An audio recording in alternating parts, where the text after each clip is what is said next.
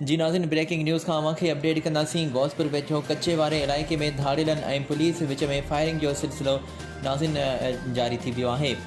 अहम ख़बर खां अवांखे अपडेट करे रहिया आहियूं। गौसपुर खां ही ख़बर जा तफ़सील नाज़रीन असांखे मौसूल थिया आहिनि। शौकत भय वटां गौसपुर वेझो कच्चे वारे इलाइक़े में नाज़रीन पुलिस विच में फायरिंग जो सिलसिलो जारी थी वियो आहे।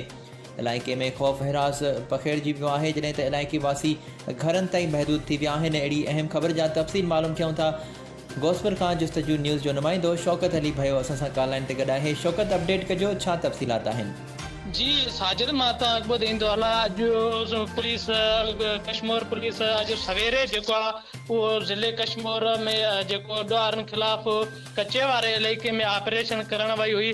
अॼु जंहिंमें पुलिस ऐं ॾुआर विच में हिन वक़्तु फायरिंग जो जेको सिलसिलो आहे उहो जारी आहे ऐं जेको ॾुआरी आहिनि उन विच में फायरिंग जो सिलसिलो जारी आहे। जेको पंहिंजो अॻु में जेको जीअं जागराणी टकर सब्ज़ोई जेको नव माण्हू जेको चाचड़ बिरादरी जा क़तल कया हुआ, उन जे पुलिस जेको SSP अमजद अहमद शेख उन जी अॻवानी में जेको आहे अॼु पुलिस जेको आहे उहो ऑपरेशन कयो आहे कचे वारे इलाइक़े में, जंहिंजे दौरान जेको आहे फायरिंग जो सिलसिलो हिन वक़्तु जारी आहे ऐं जेको लांचर ऐं गोला लॻनि था पिया ऐं जेको फायरिंग जो सिलसिलो आहे हिन वक़्तु जारी आहे ऐं इलाइक़ो जंग जो मैदान बणिजी वियो आहे।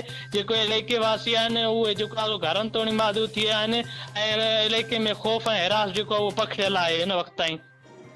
शौकत, इहो असांजे नाज़रीन खे ॿुधायो त छा इन फायरिंग जे सिलसिले में को जानी नुक़सान बि थियो आहे?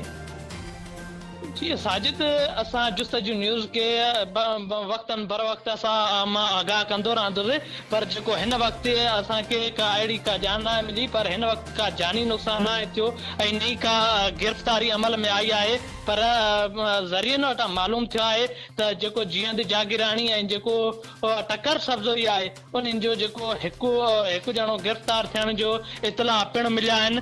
पर जीअं असांखे इतला मिलंदो असां जुस्तजू न्यूज़ के जे नाज़रीन के आगाह कंदा रहंदासीं। जी साजिद, अवां जी वॾी महिरबानी शौकत जो अवां असांखे अहिड़ी ख़बर खां अपडेट कयो आहे।